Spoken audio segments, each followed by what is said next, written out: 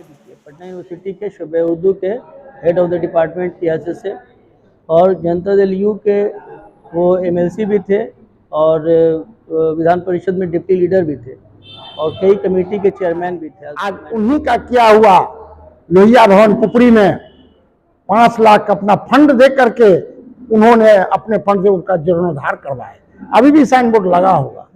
उर्दू साहित्य के लेखक थे, उनकी किताबें देश के करीब करीब प्रत्येक विश्वविद्यालयों में पढ़ाई जाती है।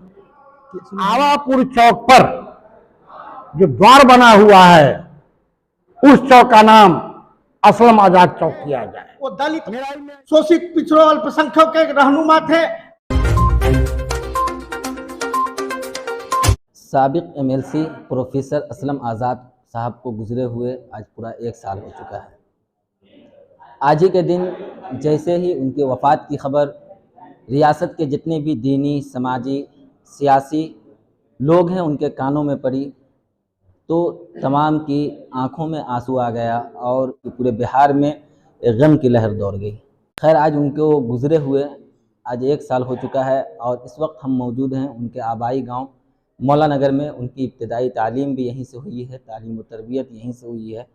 खैर, यहाँ आज उनके साहबजादे ही मौजूद हैं, उनके भतीजे अकरम आज़ाद साहब भी मौजूद हैं।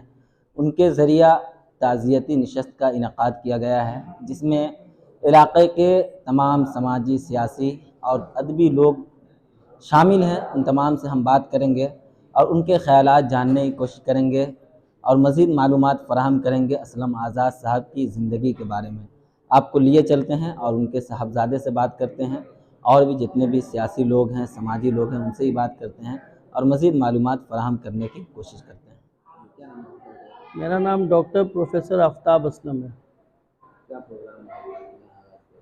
आज मेरे फादर प्रोफेसर असलम आज़ाद जो एमएलसी भी थे, जेडीयू के डिप्टी लीडर थे, उनकी पहली बरसी है, पुण्यतिथि है। इस मौके पर हम लोगों ने एक दुआइया मजलिस का एहतमाम किया जिसमें उनके जो भी चाहने वाले लोग थे, जितने भी उनको मानते थे, जानते थे, उन लोगों को हमने यहाँ बुलाया और एक दुआइया मजलिस हुई। उसके बाद एक कार्यक्रम रखा गया है जो उनके पार्टी के लोग हैं वो उनकी पुण्यतिथि मनाएंगे और उनकी अभी तस्वीर पर श्रद्धा सुमन अर्पित करेंगे, माल्यार्पण किया जाएगा उनकी तस्वीर पर। अभी प्रोफेसर असलम आज़ाद साहब का आबाई वतन मौला नगर था। 1948 में यहाँ उनकी पैदाइश हुई थी और हमारे दादा जो थे मोहम्मद अब्बास साहब साबिक मुखिया भी थे। उन्होंने मेरे फादर ने अपनी इब्तिदाई तालीम हासिल की पटना यूनिवर्सिटी से और वहीं पे इत्तेफाक से उनको मुलाजमत भी मिल गई और वहीं से वो रिटायर भी किए पटना यूनिवर्सिटी के शोबे उर्दू के हेड ऑफ द डिपार्टमेंट की हैसियत से, और जनता दल यू के वो एमएलसी भी थे और विधान परिषद में डिप्टी लीडर भी थे और कई कमेटी के चेयरमैन भी थे, माइनॉरिटी कमेटी के और भी कई कमेटी के चेयरमैन थे। और वो एक शायर भी थे। उन्होंने एक हमारा बिहार नाम का अखबार भी निकाला था और उर्दू के बहुत बड़े राइटर थे। उनको कई अवार्ड मिले, बहुत सारे अवार्ड मिले और उनके अंडर में कम से कम 50 लोगों ने पीएचडी किया। उनके ऊपर बहुत सी किताबें लिखी गई। तो उनकी जो अपनी एक सोशल लाइफ थी, एजुकेशनल लाइफ थी या पॉलिटिकल लाइफ थी, वो काफ़ी एक ऐसी है जिसको हम लोग जो है उसका फॉलो कर सकते हैं और उस पर चल सकते हैं। और कौम और मिल्लत का जज्बा उनके दिल में भरा हुआ था। कौम के लिए बहुत काम करते थे, उर्दू के लिए बहुत काम करते थे और हमेशा उर्दू की लड़ाई लड़ते रहे। प्रोफेसर असलम साहब की जो जीवनी है बहुयामी है। उनके जीवन से प्रेरणा लेने की बात है, उनके विचारों का अनुसरणीय है। यही हम कहते हैं कि वो जो उनका जो व्यक्तित्व था बहुत ही धनी था। उर्दू शायर थे, उर्दू साहित्य के लेखक थे। उनकी किताबें देश के करीब करीब प्रत्येक विश्वविद्यालयों में पढ़ाई जाती है। इसलिए हम लोगों से भी कहते हैं कि असलम साहब धर्मनिरपेक्ष लोग थे। उनके दिल में किसी भी तरह की कौम की बात नहीं थी। सारे कौम को एक साथ लेकर चलते थे। इसलिए अंत में हम यही कहते हैं कि उनके जीवन से सीख लेने की जरूरत है। आप प्रोफेसर असलम आज़ाद साहब के दोस्तों में से हैं, क्या कुछ बताएंगे जिनसे हम? जरूर मैं बताऊंगा। स्वर्गीय असलम आज़ाद साहब जो पूर्व में अपने सीतामढ़ी लोकसभा क्षेत्र से भी समाजवादी जनता पार्टी के टिकट से चुनाव लड़ चुके हैं।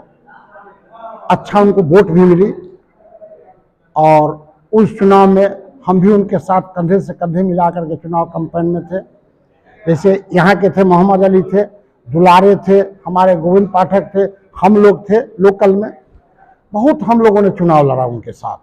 फिर हम लोगों ने सैदपुर से भी लोकदल के टिकट पर चुनाव लड़े, जब लोकदल के प्रदेश जनरल सेक्रेटरी कर्पूरी जी ने इनको बनाया था। और इनके ऐसा उर्दू के महान विद्वान शायद अब तो हमारे नज़र में तो नहीं आ रहे हैं, हो सकते हैं आएंगे, बहुत खुशी वाली बात होगी। लेकिन इनके ऐसे व्यक्तित्व वाले आदमी, असलम आज़ाद साहब के व्यक्तित्व वाले आदमी नहीं मिल सकते हैं। जब इनकी मुख्यमंत्री से नीतीश कुमार जी ने कहा कि असलम साहब अपना पूरा बायोडाटा भेज दीजिए, आज हमारे मित्र अशरफ मौला नगरी नहीं है, उनको मैंने रजिस्ट्री ऑफिस में जाके मैंने बतलाया था, भाई साहब आपके गांव को एक बहुत बड़ा चीज मिलने जा रहा है। पहले मैं भविष्यवाणी में कर दिया, इसलिए कि पेपर में मैं पढ़ा था। आज जब उनसे हमारी बात हुई असलम साहब से, तो उन्होंने सारी बात हमसे बोले, हो सकता है मिसर जी हम एमएलसी बन जाए। और आज एमएलसी बने तो हाउस में डिप्टी लीडर भी बने, जो कैबिनेट रैंक का मंत्री का दर्जा प्राप्त होता है। अल्पसंख्यक के विधान परिषद के सभापति भी थे। और वीरता के बारे में तो कहा ही नहीं जा सकता है। आज उन्हीं का किया हुआ लोहिया भवन पुपरी में 5 लाख अपना फंड दे करके उन्होंने अपने फंड से उनका जीर्णोद्धार करवाया। अभी भी साइन बोर्ड लगा होगा, लेकिन सरकार का जो रख रखाव है उसमें सब दिन से कोई आदमी नहीं रख सकता है, तो सरकार का काम है। हमने तो उसको मैंने बनवा दिया, रखना तो सरकार का काम है। और आजाद साहब का जो जितना वर्णन कीजिए डॉक्टर असलम आज़ाद साहब का उतना ही कम है। और मेरा एक मांग है पुपरी के आवापुर उत्तरी के मुखिया जी से, यहाँ नहीं है लेकिन उनके गांव वाले लोग हैं, एज ए मैं सोशल वर्कर के नाते, नेता के नाते, कार्यकर्ता के नाते, चाहे किसी दल के नाते, विकास के नाम पर राजनीति नहीं होना चाहिए। मेरा एक मांग है आवापुर उत्तरी पंचायत के मुखिया जी से कि आवापुर चौक पर जो द्वार बना हुआ है उस चौक का नाम असलम आज़ाद चौक किया जाए। मेरा मांग है, ये मेरा मांग है। अब इस पर जो निर्णय करें यहाँ के मुखिया, अभी तो नहीं है वर्तमान यहाँ नहीं है, लेकिन उनको मैं अपने स्तर से मैं रिक्वेस्ट भी मैं करता हूँ स्तर से। इसके बाद इनके बारे में जो मैं कहा वो बहुत कम ही मैं कहा। मैं अरुण कुमार ठाकुर, प्रखंड जनता दल युवा अध्यक्ष सुसंत। मैं प्रोफेसर असलम साहब के प्रति श्रद्धांजलि अर्पित करता हूं। वो तो विभूति थे, डॉक्टर लोहिया जयप्रकाश कर्पूरी ठाकुर के अनुयायी थे, उनके पद चिन्हों पर चलते थे। वो दलित, शोषित, पिछड़ों, अल्पसंख्यकों के रहनुमा थे। अब हम लोगों के बीच वो नहीं है। उनका जो कार्यकाल था वो बहुत सराहनीय था। वो जन जन के नेता थे, हम लोगों के हितैषी थे। इस शुभ अवसर पर मैं उनको तहे दिल से श्रद्धांजलि सभा का अर्पित करता हूं। जय हिंद, जय भारत।